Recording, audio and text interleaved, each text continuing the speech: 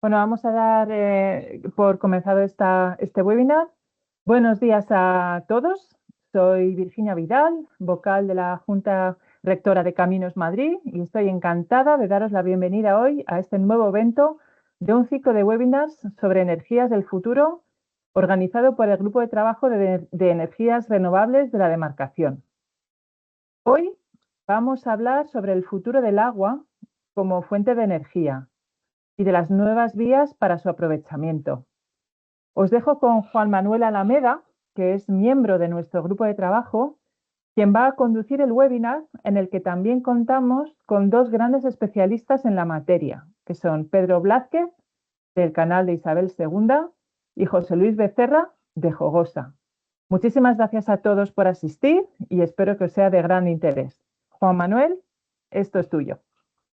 De acuerdo, muchas gracias, Virginia. Pues la verdad es que desde el grupo de trabajo estamos incorporando diferentes temáticas y sobre todo que sean impactantes en este momento, ¿no? Actualmente el uso de nuevas tecnologías para el riego y en el campo del agua ha evolucionado significativamente para mejorar tanto la eficiencia energética, la gestión del agua y la productividad, ¿no? Los actores intervinientes en estos sectores, como veremos en la mañana de hoy, pues bien informados, pueden ser todavía mucho más proactivos en la gestión sostenible de los recursos. Además, hay que tener en cuenta que en los últimos años se están aplicando metodologías de eficiencia energética, uso del agua, desde un punto de vista sostenible e incluso, como venimos viendo, el tipo de fotovoltaicas, ¿no? Todas estas aplicaciones pues vienen avaladas por el sector empresarial y por el sector universitario. Por ello, desde este grupo de trabajo hemos invitado a dos ponentes, pues para que nos aproximen a su propio mundo y cuáles son las aplicaciones que ellos en sus empresas y en el campo, la segunda parte veremos en el campo de las comunidades de regantes, cómo de alguna forma se utiliza el agua desde el punto de vista sostenible, pues para generar energía. El primer ponente, y te doy los buenos días y las gracias, Pedro, por estar aquí con nosotros, es Pedro Gerardo Blázquez García. Es ingeniero de caminos con 25 años de experiencia. Trabajó más de 10 años en la empresa privada para poder incorporarse posteriormente al canal de Isabel II. Desde el, desde el año 2009 desarrolla su profesión en el canal. Ha estado como jefe de división de gestión de lodos, gestionando los contratos de residuos y lodos y las plantas de secado térmico de Loeches y del Sur, incluyendo la compra de gas natural, la venta de energía de los excedentes al mercado y la compra de derechos de emisión. Desde el 2022 es su director de Economía Circular, responsable del control ambiental de las instalaciones, la gestión y la valorización de los residuos y el agua regenerada. Pedro, muchas gracias por aceptar esta invitación y somos todos tuyos. Muchas gracias. Gracias al colegio, al canal y a todos los que estáis hoy conectados escuchando esta charla que espero que sea de vuestro interés.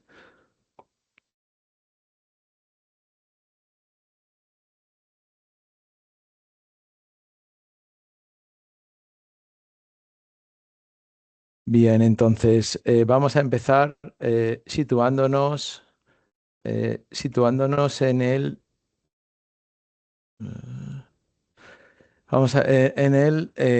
en el mercado energético de España en el año 2023 y cómo ha evolucionado hasta el año 2024.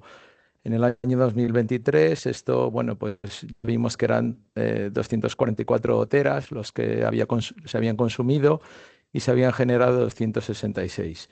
De ellos, el 50% era renovable.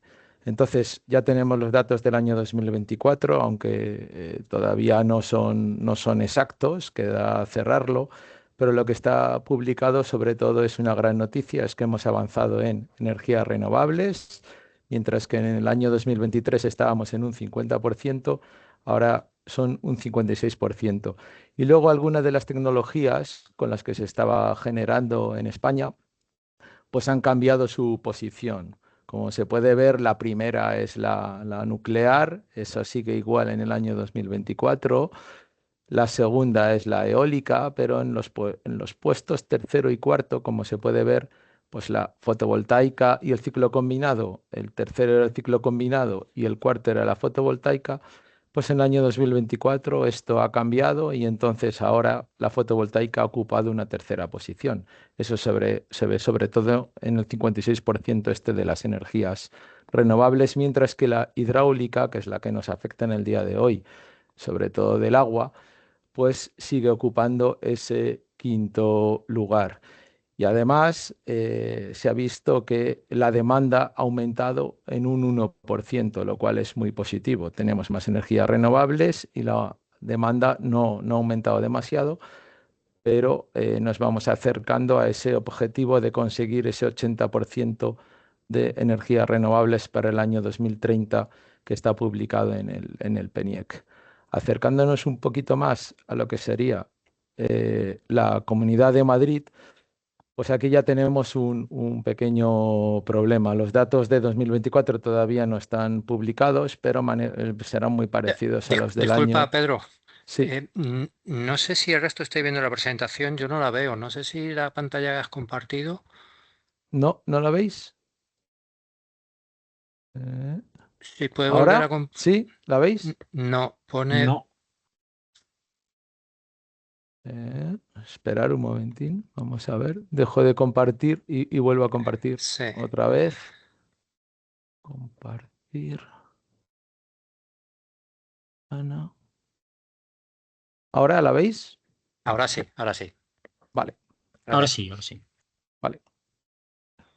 Bueno, pues volviendo a lo que sería la Comunidad de Madrid, pues en la Comunidad de Madrid el año 2024 todavía no se tienen los datos definitivos, pero el escenario va a ser muy parecido al que tuvimos en 2023. En la Comunidad de Madrid tenemos un problema sobre todo de generación, o sea, porque solamente se genera el 4% de toda la energía que se consume. Eso se puede ver muy claro en este mapa que veis aquí, donde veis el saldo, sobre todo entre generación y consumo, y veis el gran sumidero que es Madrid y donde hay que traer toda la energía. Aún así, pues el 48% de lo que se genera es renovable y el resto sería no renovable. Sobre todo, bueno, pues decir que aquí Canal Disal Segunda, sobre todo en la parte hidráulica, pues está contribuyendo a este 9,7%. La fotovoltaica es algo un poco más complicado y también en la cogeneración. Ahora veremos estas energías cómo se reparten dentro del ciclo del agua. Entonces vamos a ver este índice que sería balance energético, últimos proyectos que hemos realizado y unas conclusiones finales. Entonces, para saber hacia dónde tenemos que avanzar, lo primero es conocer dónde están los grandes consumos en el ciclo integral del agua. Pues como se puede ver aquí, sobre todo están en el consumo del saneamiento. Las depuradoras consumen muchísima energía porque, bueno, pues las soplantes de las depuradoras consumen mucho. El abastecimiento, que está más o menos como en un 37%, pues depende de los años que sea más o menos lluvioso y que haya que bombear más o menos agua y no podamos utilizar la gravedad. Pero os podéis quedar más o menos con esta cifra, que son estos 500 gigavatios más o menos de consumo al año en este ciclo integral del agua. Entonces, sobre todo, como os comentaba antes, ese consumo de electricidad depende mucho de que el año sea más o menos seco, o sea que dependemos mucho de esa climatología. Por eso, aunque generemos más o menos energía, el que tengamos más o menos consumo nos va a impedir que algunos años podamos llegar a ese balance energético en el que podamos generar tanta energía como consumimos. Se puede ver claramente en esta gráfica que veis que más o menos el consumo del saneamiento, que es la parte gruesa azul que veis aquí, sería prácticamente el mismo, pero el del abastecimiento, que es el azul clarito, va cambiando. Entonces veis aquí un año 2014, fijaos todo lo que bajó y la poca energía que tuvimos que generar ese año porque bombeamos muy poca cantidad de agua. Entonces, yendo a lo que tenemos en el ciclo integral del agua y cómo tenemos organizadas todas las tecnologías de energía, pues están sobre todo las mini centrales hidroeléctricas, 9 instalaciones, paneles fotovoltaicos, la planta fotovoltaica flotante que hemos montado el año pasado, que contaré al final, varias microturbinas hidroeléctricas, que contaré también cómo las hemos montado, y luego, pues bueno, otras formas de generar energía, como pueden ser los motogeneradores de biogás en los digestores de las depuradoras, microturbinas de biogás, secados térmicos de cogeneración.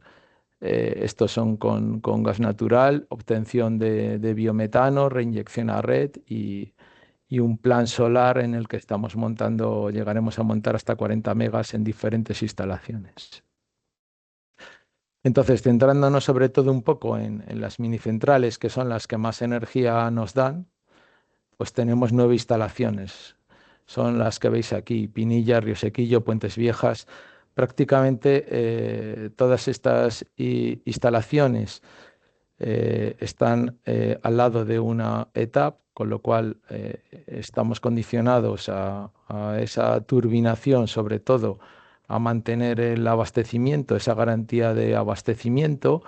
Luego tenemos, por ejemplo, Torre Laguna, que es una turbina que está entre dos depósitos, uno superior y uno inferior, o Navallar, que está en el embalse de Santillana, que fue la primera turbina que se montó en Madrid para dar energía eléctrica a Colmenar Viejo. Y el último proyecto que hemos montado es este de Valmayor, esta mini central de Valmayor, que como veis aquí, bueno, se empezó a construir en el año 2014, como veis aquí. Lo que pasa que luego los enganches a la red han sido los más complicados y los que más tiempo nos han llevado. Entonces, veis que aquí se ha montado una turbina de 3 metros cúbicos, pero en un futuro se puede llegar a montar hasta turbinar hasta 12 metros cúbicos por segundo. Esto es importante porque, sobre todo, en algunas de las minicentrales que tenemos solamente tienen un equipo, y aquí, si esto en un futuro se amplía, sería montar otra turbinación de 3 metros cúbicos por segundo y otra de 6, con 3 equipos, con lo cual, en función del caudal que vayamos a enviar desde Valmayor a la ETA de Valmayor, donde tenemos el agua potable, pues podremos usar un equipo mayor o menor en función de ese caudal. Ese es el problema que tenemos en algunas de estas minicentrales, donde pues tienen unos equipos con caudales de turbinación muy altos, y cuando el caudal de turbinación es muy bajo, pues no merece la pena encender la turbina. Y seguramente pues montaremos otros equipos más pequeños para turbinar esos caudales.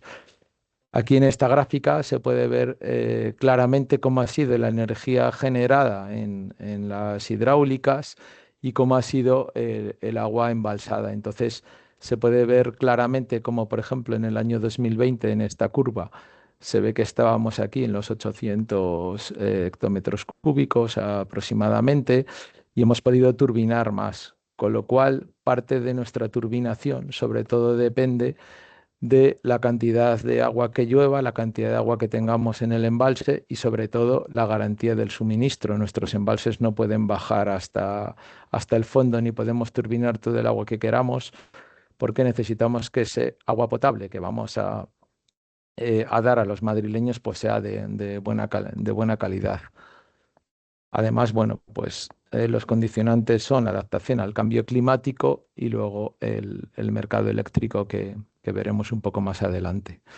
Una cosa importante, sobre todo en el abastecimiento, es el uso eficiente del agua y de la energía.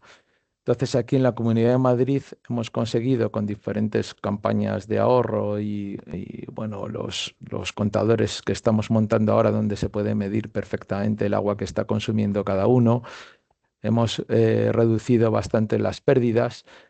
Y bueno, hemos conseguido que la población que ha ido creciendo en la Comunidad de Madrid se vaya desvinculando del consumo de agua potable. Entonces, en estos últimos años hemos conseguido ya más o menos que el consumo de agua potable esté en los 489, 490 litros por habitante. Y esto es importante porque dicen que para el año 2040 la población de Madrid habrá crecido en 1 millón de personas, pues lo que va a suponer más cantidad de agua y también más cantidad de energía, y habrá que ver cómo nos adaptamos a todos estos cambios. Pero esta es una buena noticia porque veis que el crecimiento va hacia arriba y el consumo de agua potable se ha estabilizado. Bueno, aquí tenéis, este año parece que empieza a ser bastante bueno, ya tenemos los embalses más o menos en un 67%.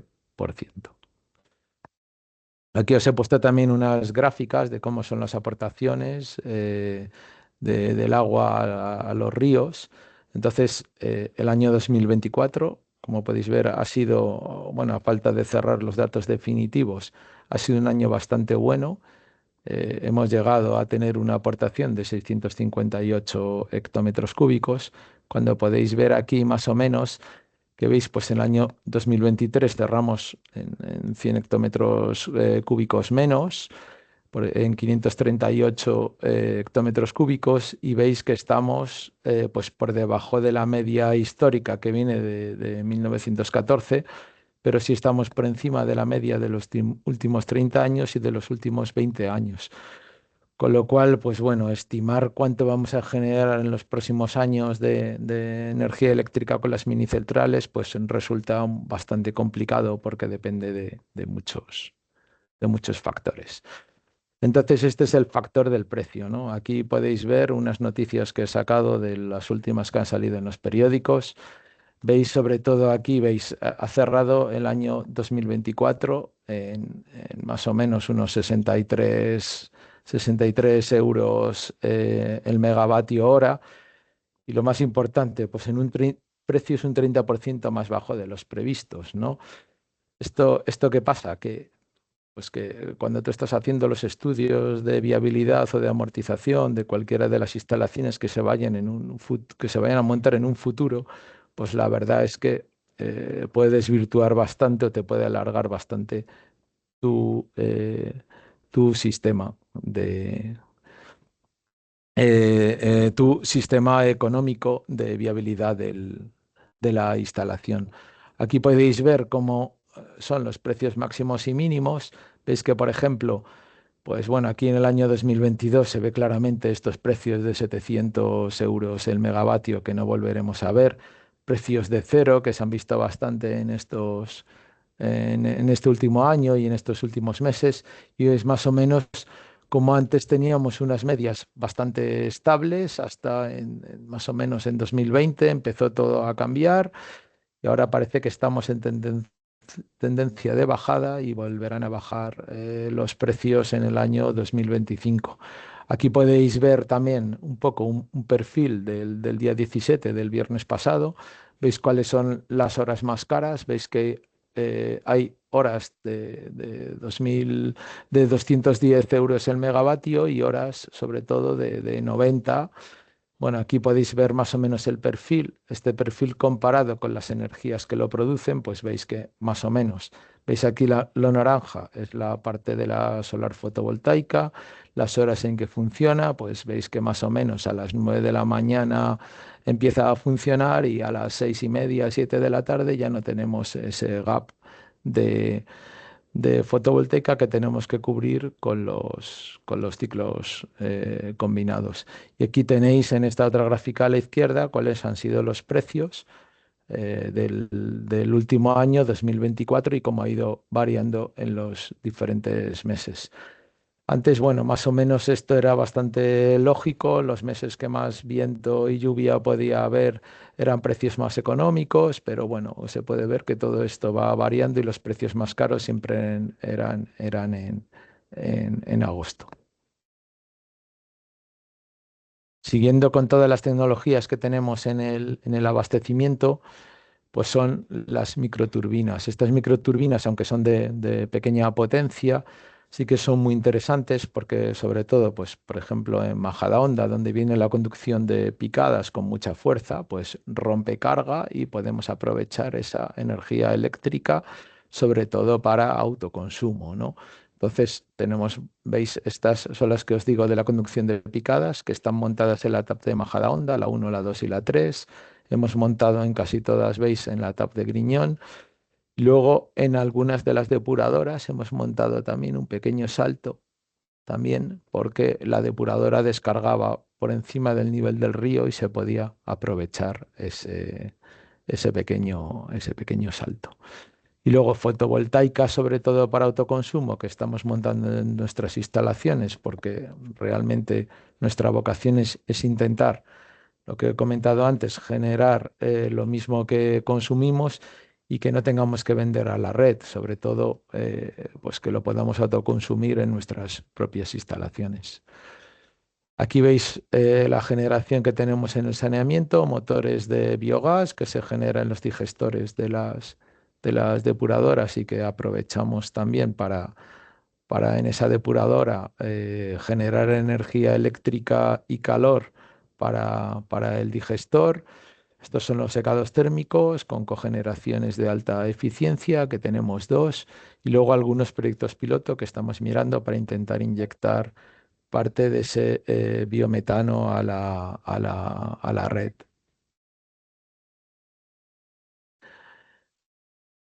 Y estas son las microturbinas que os comentaba antes del saneamiento. Aquí tenemos el gráfico de cómo es la generación de energía eléctrica. Veis que las minicentrales nos dan más o menos ese 22%, las cogeneraciones con gas natural el 49%, el biogás de las EDARES ese 30%, las fotovoltaicas suponen muy poco. Entonces, si os quedáis con la cifra que había al principio, que estábamos en esos 500 gigas de consumo, realmente estamos generando aproximadamente 332, con lo cual nos queda todavía bastante para llegar a ese autoconsumo. Pero bueno, por lo menos ya más del 50% lo estamos haciendo con energías renovables. Pero veis que las fotovoltaicas son muchas instalaciones y realmente los megavatios en comparación con las otras energías que se generan al año son bastante bajas. Bueno, aquí tenéis un perfil de balance energético, más o menos de lo mismo que hemos visto antes. El biogás es una producción más o menos constante. Las minicentrales, que es lo azul, pues depende de que unos años sean más o menos lluviosos. Y luego, pues las cogeneraciones, como dependen del precio del gas y de la venta de energía eléctrica, pues más o menos podrán funcionar pues alrededor entre las 6.000 y las 8.000 horas al año. Este es el último proyecto que hemos instalado, que es una hibridación entre la hidráulica que está montada en Torrelaguna y la fotovoltaica. Entonces es un proyecto muy bonito, bastante innovador, porque creo que es el primero que se monta, aunque se ha montado en embalses, es el primero que se monta en un depósito. Se hicieron bastantes estudios, se ha montado con una tecnología en el que estos flotadores van anclados a las paredes del depósito y tienen que subir y bajar con el volumen de ese depósito. Veis que es una tecnología bastante cara, porque bueno, se está montando 1,6 megas y está costando 1,9 millones. Es un precio bastante más alto que el que sería montar una fotovoltaica en suelo, pero bueno, la idea sobre todo era aprovechar este depósito y aprender cómo funcionaba esta tecnología flotante. Entonces, ¿cuáles son las ventajas que tiene esta tecnología flotante? Bueno, pues podemos aprovechar el espacio, con lo cual esto es algo que estaba antes ahí cerrado. Tenemos que buscar también zonas donde no existan sombras. Se va a reducir la evaporación del agua donde se monte en el embalse o en un depósito. La proliferación de agua, de algas, al haber menos luz, también va a ser inferior. Y luego la refrigeración del sistema también va a ser mejor al estar en contacto con el agua. ¿Qué grandes inconvenientes tiene esto? Pues bueno, hay que hacer una mayor inversión, como habéis visto. El montaje es bastante complejo, se monta en suelo y luego se lanza. Es bastante compleja su limpieza porque hay que ir andando sobre todo por estas plataformas que podéis ver aquí en esta foto para hacer la limpieza con una especie de Karcher. No sabemos cómo puede afectar realmente al ecosistema de un embalse, porque al estar esto montado en un depósito, pues no tenemos flora y fauna debajo. Y luego, pues bueno, los problemas típicos que podemos tener en los embalses son la evacuación de energía. Entonces, con esto nosotros vamos a aprender, vamos a poder estudiar si en un futuro podría montarse en alguno de los embalses. Y bueno, aquí pues podéis ver que es un módulo de plástico, los tornillos también son de plástico, las placas se montan encima, tienen más o menos una inclinación de 5 grados. Y luego, pues ya terminando, pues ¿cuáles son las conclusiones? Pues sobre todo llegar a esa neutralidad energética de consumir lo mismo que se genera, pues está condicionada sobre todo a dar esa garantía en el abastecimiento. Aún así, pues hay que seguir fomentando el autoconsumo y la generación en la Comunidad de Madrid para ese déficit del 95%, intentarlo elevar y sobre todo, pues con energías renovables. Y luego, pues sobre todo, apostar por el autoconsumo, porque con ello estamos contribuyendo a la generación distribuida, no tenemos que traernos la energía que necesitamos en la Comunidad de Madrid de otras comunidades donde se genera, por lo tanto vamos a reducir las pérdidas. Y luego, más o menos, pues, ¿cómo vemos el futuro? Pues van a ir saliendo nuevas tecnologías renovables, las que ya tenemos van a ir mejorando. Y sobre todo, pues en Europa yo creo que todos los países ya están apostando por la autonomía energética, porque después de, bueno, pues de la guerra de Ucrania y el petróleo ruso, pues todos los países están apostando por esa autonomía energética. Todo esto habrá que conjugarlo con una gestión de los permisos que sea rápida, ir aumentando la capacidad de la red según vayan aumentando los consumos para poder mover esta energía nueva que se vaya incorporando al sistema. Y luego, pues bueno, la volatilidad de los precios, ya habéis visto, unos años será más caro, otro más barata, pues siempre va a condicionar esos estudios económicos que tenemos que hacer de los proyectos. Y nada, muchas gracias y doy paso a Juan Manuel. Muchas gracias, Pedro. No sé si hay alguna pregunta por parte de los asistentes. Creo, bueno, mientras las hacen o si no hay preguntas, yo me gustaría hacerte un par de preguntas. La primera va en cuanto al tema de la neutralidad energética. ¿Qué posibilidad habría de alcanzar esta neutralidad en el ciclo integral del agua? Pues a ver, sobre todo estamos apostando por el biogás, porque se ha visto que en el ciclo integral del agua el mayor consumidor es el saneamiento. Bueno, acaba eh, de legislarse una nueva directiva europea de agua residual en el que va a tenerse que poner nuevos sistemas de depuración, que serán los cuaternarios. Cuanto mejor agua devolvamos a los ríos, más consumo energético vamos a tener, con lo cual no podemos llenar todas las instalaciones de fotovoltaica porque no tenemos espacios y entonces pues nos queda sobre todo apostar por el biogás, ¿no? Ese biogás que será el que sustituya al gas natural en un futuro y será el que genere esa energía, sobre todo en las depuradoras, ¿no? Entonces, proyectos como la codigestión, en el que podamos meter otros residuos que generen más metano y ese metano lo podamos meter en motores de cogeneración, generará esa energía.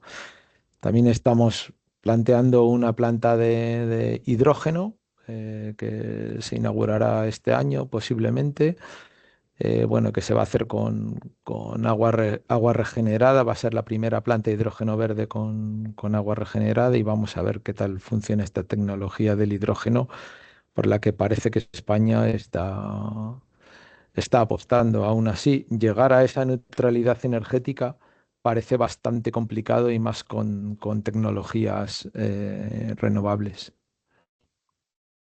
Muchas gracias, Pedro. Y estaba pensando, porque todos hablamos un poco que tenemos relación con este mundo. eh, y ¿cuál es el futuro, ¿no? de las energías renovables en el ciclo del agua? ¿Qué piensas tú? ¿Por dónde vamos a andar caminando o hacia dónde vamos? Bueno, yo lo que pienso es que sobre todo, pues un poco lo que he comentado antes, biogás, sobre todo eh, fotovoltaica en todas las instalaciones que se pueda, aunque sean instalaciones pequeñas, aunque sean de 500 kilovatios, todo va a contribuir a ese autoconsumo. Y luego nosotros, sobre todo en estos secados térmicos que estamos utilizando con gas natural, que como sabéis es una tecnología no renovable, la misma que utilizan los ciclos combinados, pues sustituir esas tecnologías por otras tecnologías que sean renovables, ¿no? Pues sustituir estos motores de cogeneración, sobre todo, pues por hidrógeno o por gases renovables que se meterán en la red y que pueden estar dentro, pues, de bastantes años. Pero llegar a esa neutralidad energética nos puede costar muchos, muchos años. De todas formas, se ve en Europa que, sobre todo esta directiva que se estaba comentando, ya decía que bueno, para el año 2050, pues habrá que cubrir todo este ciclo del saneamiento, sobre todo con tecnologías renovables, con lo cual, pues yo veo un boom bastante importante en todas las tecnologías renovables en los próximos años, porque si no, no vamos a llegar. Y luego la otra parte, sobre todo, en la que yo creo que tenemos que avanzar todos, es en la autonomía, en la independencia, ¿no? En no tener que depender de otros países para que nos suministren el gas, el petróleo, sino ir incorporando tecnologías todos poco a poco y hacernos, por lo menos en una gran parte, independientes. Esto es lo que se habla ahora mismo en todos los Ujú. foros internacionales, sobre todo europeos, ¿no? Pues muchas gracias, Pedro. No veo así preguntas. Si nos llegara alguna pregunta, te la hacemos llegar para que nos lo pueda contestar. De acuerdo, muchas gracias. Pues a continuación, como os he adelantado, el objetivo de esta jornada es hacer una puesta en común de nuevas tecnologías, para que se nos pueda transmitir las experiencias adquiridas en los diferentes campos, ¿no? En este caso vamos a hablar de lo que es la gestión del agua. Nos va a hablar José Luis Becerra en cuanto a los usos que se están dando dentro de las comunidades de regantes. Ya, bueno, sabéis que es uno de los campos donde más inversión está habiendo en cuanto a a los fondos Next Generation, ¿no? que vienen de Europa, y se están haciendo grandes instalaciones. Y lógicamente las energías que están ahí, que se pueden obtener de una manera sostenible, pues son aplicaciones que dentro de lo que es la universidad y la empresa y profesionales relacionados con el regadío están utilizando. Por ello, hemos invitado a José Luis Becerra. José Luis Becerra es ingeniero industrial. Comenzó su actividad en una fábrica de bombas hidráulicas en Marelli Bombas, que muchos las utilizamos y conocemos. Tras 6 años pasó al mundo de las energías renovables, primero en MADE, es una empresa del grupo Endesa destinada a la fabricación y estudio de aerogeneradores, y luego fundó la empresa Ivener. Actualmente es profesor de la Universidad de Comillas en el campo de la termodinámica, transmisión de calor, turbomáquinas y energías renovables, y lo compagina trabajando en el departamento de I+D+I de la empresa Jogosa, en proyectos nacionales e internacionales relacionados con el mundo agrícola y forestal. José Luis, muchas gracias por acompañarnos y transmitir, bueno, pues qué es lo que se está haciendo en este mundo de utilizar el agua para conseguir ciertas energías que seguro todos hubiéramos pensado, pero no todo el mundo ha desarrollado. Pues cuando quieras, José Luis, somos todos tuyos. Muchas gracias, Juanma.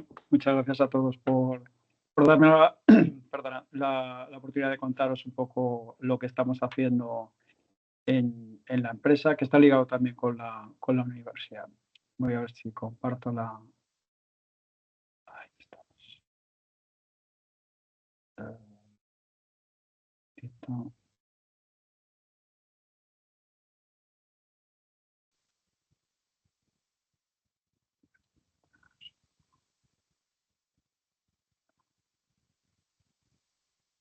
Ahí, yo creo que ahora se verá.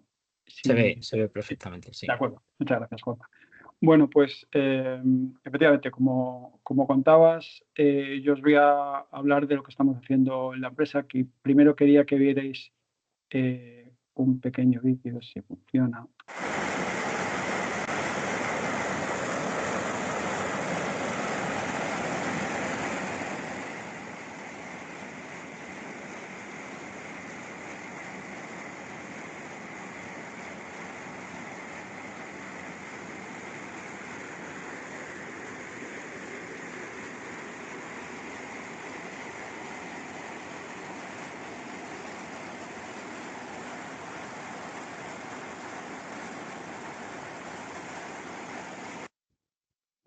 Bueno, espero que no haya sido mucho el ruido. Traigo este vídeo porque a mí me gusta mostrar la energía que hay en el agua, ¿no? Que se está rompiendo, en este caso, que se está desperdiciando en un pequeño salto en un canal de regantes.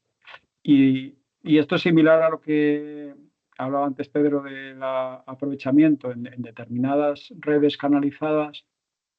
Hablaba de las microturbinas en su caso, que eran capaces de aprovechar saltos que tenían o bajadas de presión que necesitaban para sus procesos para generar energía eléctrica.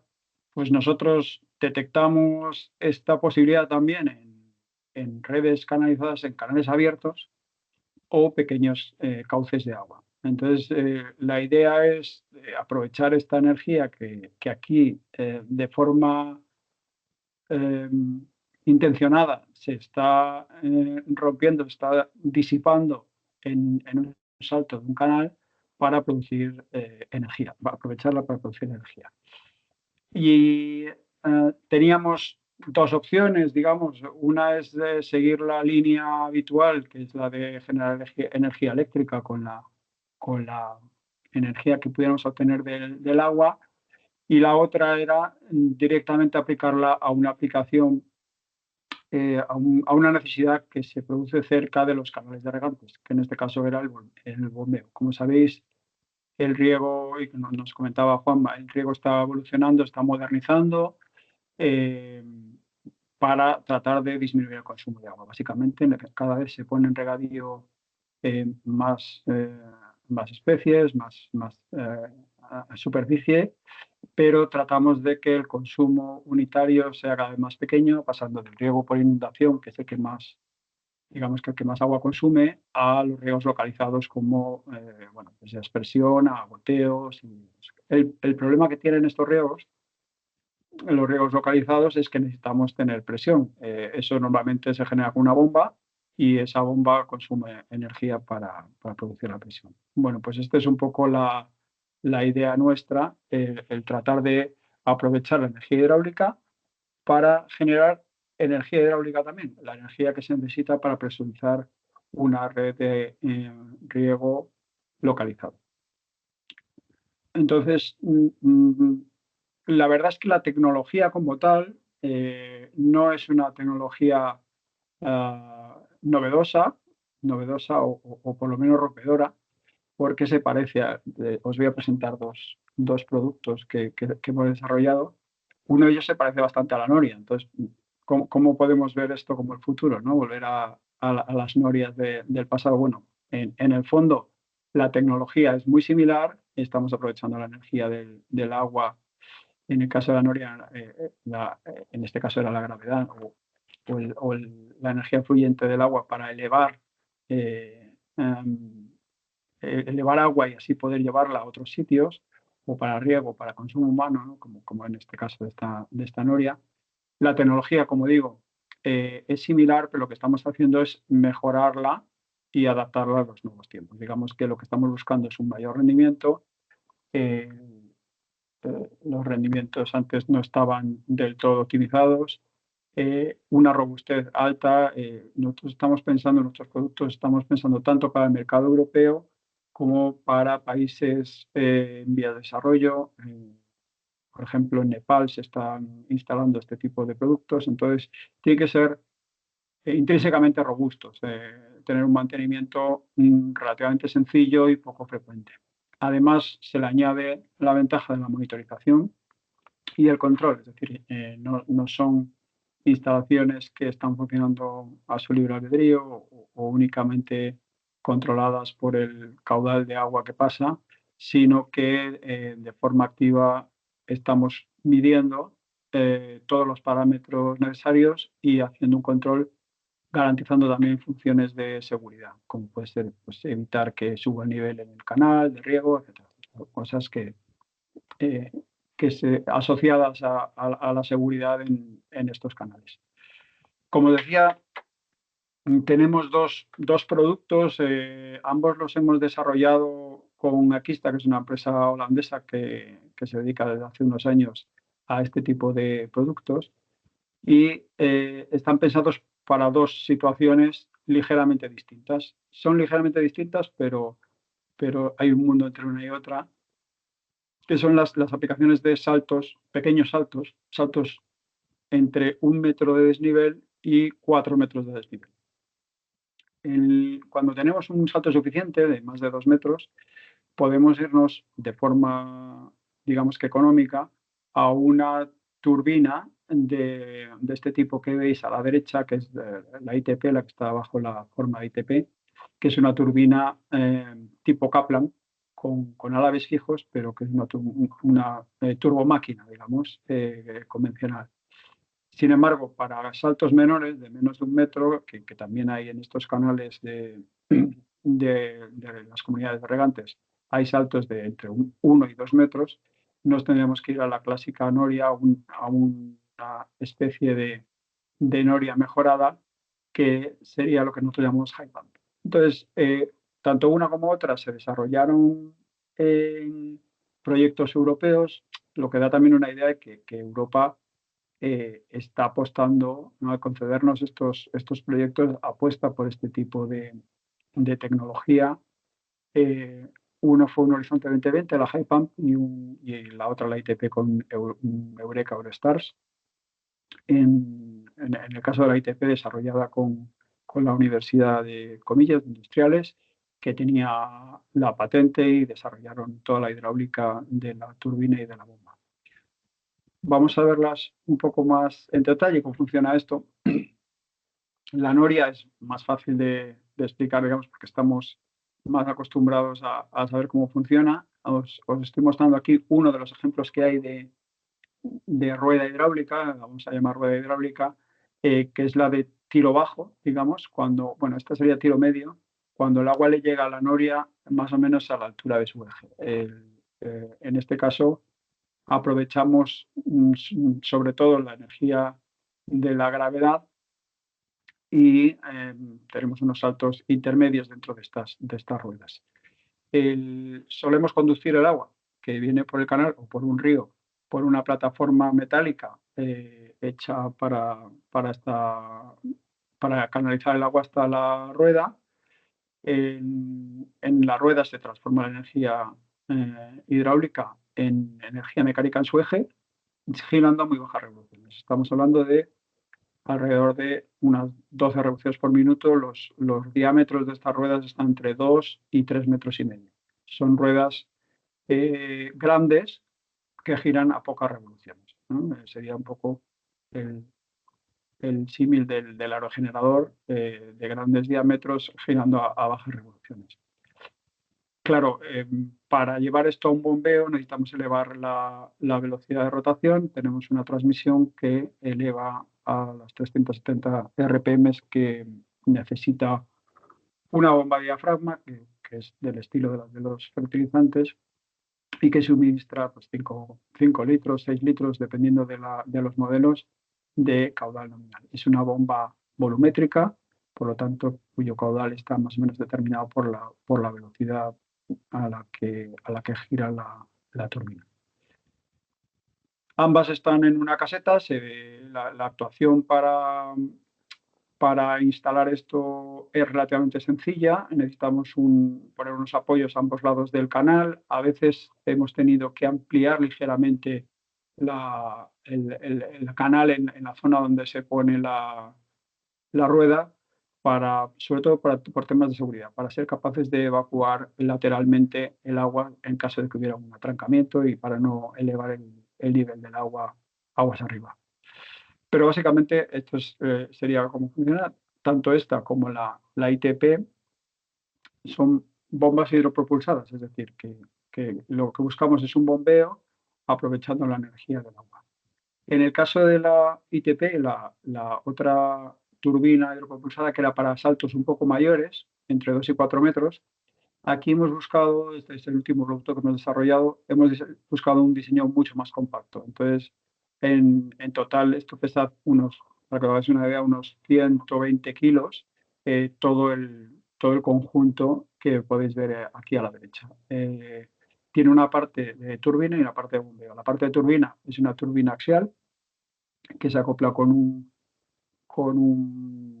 esta sería la turbina axial. El agua entraría por este lado, pasaría por la turbina y se volvería al canal, al río, de donde se haya tomado el agua, y con una transmisión mecánica movemos una bomba centrífuga multietapa con la cual podemos presurizar el agua de bombeo. Lo normal es que la propia agua de la bomba venga también del canal, de tal manera que se bifurca antes de llegar a la turbina. Una pequeña parte pasa a la bomba y la mayor parte pasa a la turbina, que es la que se encarga de dar energía al bombeo. En este caso estamos hablando ya de equipo más compacto. ¿Por qué? Porque somos capaces de girar a velocidades mucho más altas. Estamos hablando de 1000 revoluciones por minuto en la turbina, que elevamos a 1500 o 3000 revoluciones por minuto en el bombeo. De manera que este es mucho más compacto. Claro, estamos utilizando una densidad energética bastante mayor, lo que permite un precio también más reducido. Este fue un proyecto que acabamos hace 3 años aproximadamente y que ahora está en la fase de industrialización y los primeros pilotos que se han instalado y se siguen instalando. La especificidad de esta bomba turbina, de esta bomba hidropropulsada, es que no intervenimos en el canal, se hace en el lateral, digamos. Entonces se canaliza el agua mediante una tubería, típicamente 250, se lleva hasta la turbina y de nuevo entubado el agua vuelve al canal. De manera que la perturbación o la invasión del canal es bastante menor que en el otro caso. El dónde se pueden instalar, pues lo decía al principio, estamos hablando de canales abiertos o cauces de agua de no mucho, no es necesario mucho caudal, pero sí que tengan un salto de agua que ya hemos visto más o menos el rango de saltos de agua. Lógicamente, como está pensado para bombear, también habrá que buscar que además de estas circunstancias de que tengamos un pequeño salto de agua, necesitaremos también que las necesidades de riego, de bombeo de riego localizado por bombeo, se encuentren cerca de donde estamos instalando los equipos. No he dicho hasta ahora, pero os habéis podido hacer una idea por los caudales y las alturas que estamos manejando. Estos son equipos de poca potencia. Estamos hablando de unos entre 2 kilovatios y 4 kilovatios, más o menos, para que os hagáis una idea. Se pueden poner en serie, en varios saltos o en el mismo salto. acumulando más potencia, pero claro, estamos hablando de potencias mucho más pequeñas. Estamos hablando de riegos en las cercanías de los puntos en los que se puede aprovechar la energía. Como veis, la high pump necesita entre 500 y 750 litros segundo, con unos saltos de algo más de 1 metro y proporcionando 45. Esa es una altura y una presión, digamos, de unos 4 bares, 4 o 5 bares, la clásica para poder realizar el riego localizado.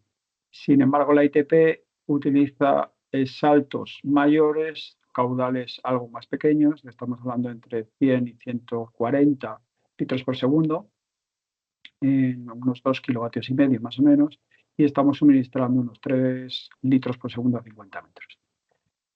En el caso de la ITP es relativamente sencillo. Bueno, hemos tenido en cuenta en el diseño que se puedan instalar distintos rodetes en la turbina, de manera que con el mismo cuerpo, digamos con la misma máquina básicamente, pero solamente variando el rodete, se puede llegar a aplicaciones de más menos salto, más menos caudal. Sobre todo lo que se puede variar es el salto para llegar desde esos 2 metros aproximadamente hasta 4 metros con la misma máquina. Esto está, ya hemos probado 2 rodetes de los 3 que diseñamos en el proyecto, porque vamos probando los pilotos en función de las circunstancias de cada sitio. En cuanto a la integración en las instalaciones actuales, pues existe todo este rango de posibilidades que van desde ponerla en paralelo con una instalación de bombeo, normalmente eléctrico o diésel, en una instalación existente, de manera que tendría que dar la misma presión que el bombeo existente y sumaría caudal. O dedicar unos cuantos sectores de riego, que puede ser una ampliación de riego o puede ser de los que hay, dedicar unos cuantos sectores a que lo riegue la bomba hidropropulsada, de manera que se consuma menos electricidad en la parte, digamos, de electricidad, que si está conectada a la red, pues consumiría energía eléctrica, lógicamente. Otras nuevas instalaciones, que son las que estamos planteando los pilotos, hay básicamente 2 opciones. Una, bombear a un depósito elevado desde el cual se hace el riego. Veremos un ejemplo después. O bien directamente bombear al riego por sectores. Lógicamente nos interesa, en este caso, bombear las 24 horas del día. O sea, nos encontramos cuando diseñamos estas instalaciones que la mentalidad es de regar unas cuantas horas al día, ¿verdad? Cuando nos cuesta dinero o cuando tenemos sol, como nos cuesta dinero, son solo unas cuantas horas. Cuando tenemos el sol, solamente tenemos el sol durante unas horas al día. Aquí la energía está 24 horas al día funcionando. Entonces, lo que nos interesa es hacer sectores más pequeños, aumentar el número de sectores para que esto esté regando durante todo el día y aprovechando así la energía durante todo el día. Hay que hacer un pequeño cambio de mentalidad en el diseño del riego, pero merece la pena porque está todo el día funcionando. Ese ruido que vimos al principio es de un canal en el que estuvimos trabajando con uno de los pilotos y estuve yo implicado en la instalación, en los ensayos, y nos pasábamos allí pues 8 o 10 horas al día escuchando esa bonita música todo el día, ¿no? Entonces se te queda grabado que esto está funcionando las 24 horas al día y hay que intentar aprovechar esa energía que de otra forma se va en un pequeño aumento de temperatura del agua del canal. Por último, os muestro un par de ejemplos porque parece que estos son proyectos de I+D, pero ya se han llevado a la realidad ambos, tanto la high pump como en este caso, como la ITP. La high pump se probó en 2 emplazamientos, en Híjar, que es este que os traigo aquí en Aragón, en una acequia. Lo que se hizo fue aprovechar la energía de una acequia que tenía un pequeño salto y se bombea a una balsa. Era uno de los escenarios de los que hablaba antes. En este caso, el depósito está elevado a 30 metros respecto al nivel de la acequia, de manera que se está bombeando todo el tiempo un pequeño caudal a ese depósito elevado, y desde ese depósito se riegan los almendros que hay en los alrededores. En este caso, el usuario de la comunidad de regantes de Híjar. La ITP, os traigo aquí un piloto que hicimos que se ha hecho en Nepal.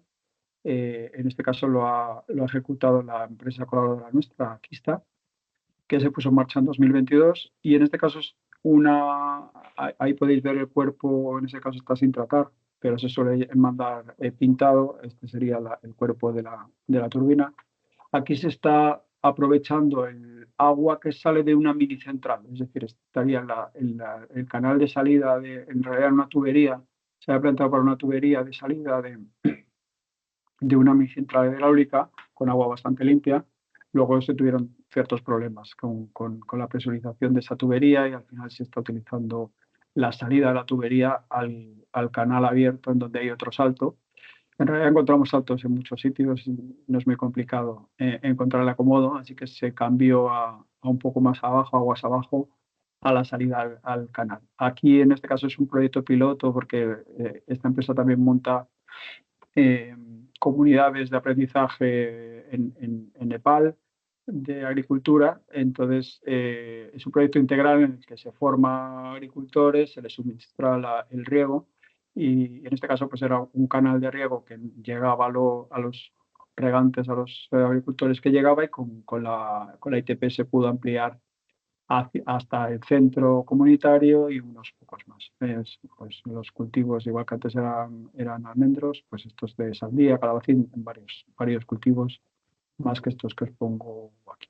Esto lleva funcionando desde el 2023, más o menos, porque hubo unos problemas al principio de puesta en marcha, pero ahora mismo está funcionando, y se está instalando otra en otro pueblo en Nepal.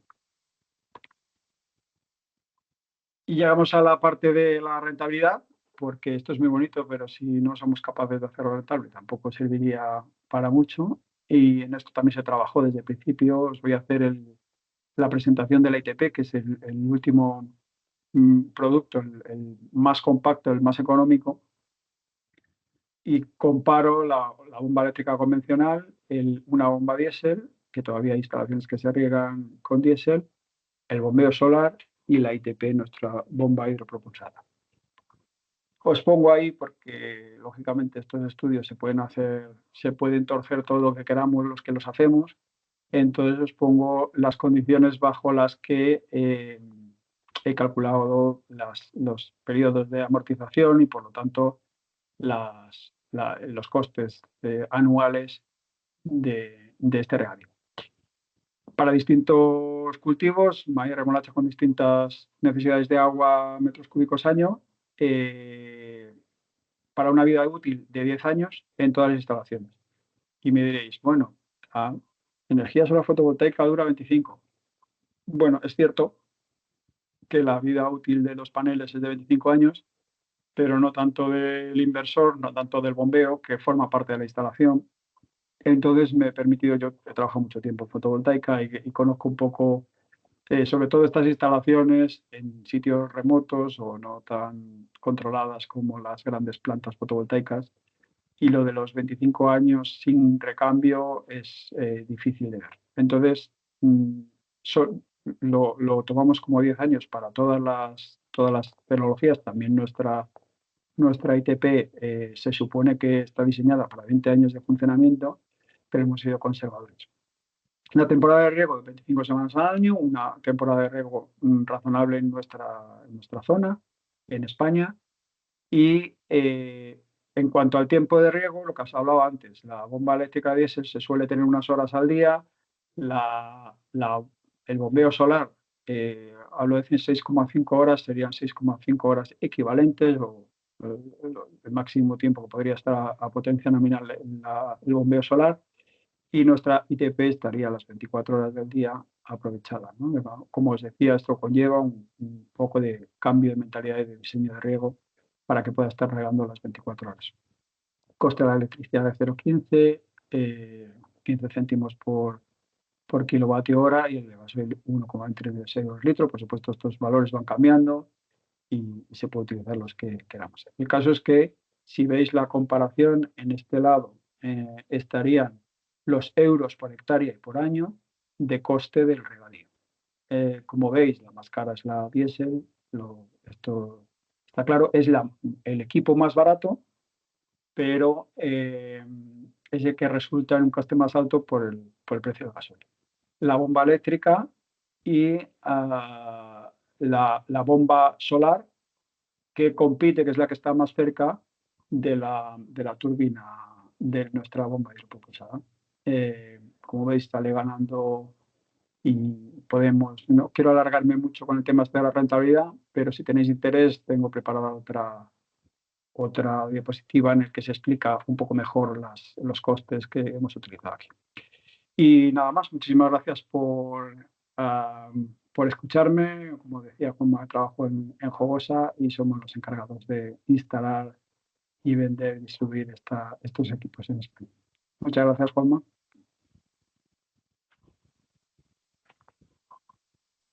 Sí, muchas gracias, José Luis, que tenía desactivado. Bueno, igualmente yo me gustaría que hubiera más preguntas, y pues siempre tenemos un tiempo un tanto limitado para no hacer muy extensa esta webinar. Me quedaría a lo mejor hacerte una pregunta porque estamos hablando de bombear agua, ¿no? Pero ¿podemos o por qué no se genera electricidad con este tipo de turbina? Bueno, como os decía, la posibilidad existe. En realidad, nosotros al principio del proceso de diseño nos planteamos esa posibilidad, porque igual que se bombea, se puede generar electricidad. Lo que pasa es que nos orientamos hacia el bombeo directamente, porque creíamos que era más útil en el sector de mercado al que íbamos a apuntar. Pero el corazón de la ITP, por ejemplo, es la turbina. O sea, lo que nosotros aportamos, aparte de integrarlo en un producto comercializable, robusto y bien controlado, sobre todo el corazón del diseño, del valor añadido, es el diseño hidráulico de la turbina. La bomba, de hecho, la hemos puesto comercial en ambos casos. Diseñamos una que tiene mejor rendimiento que las comerciales, pero lo que nos encontramos es que, como las distintas aplicaciones tienen distintos requerimientos de caudal altura, al final podemos conectar siempre una bomba comercial, pero lo importante de nuestro producto es la turbina.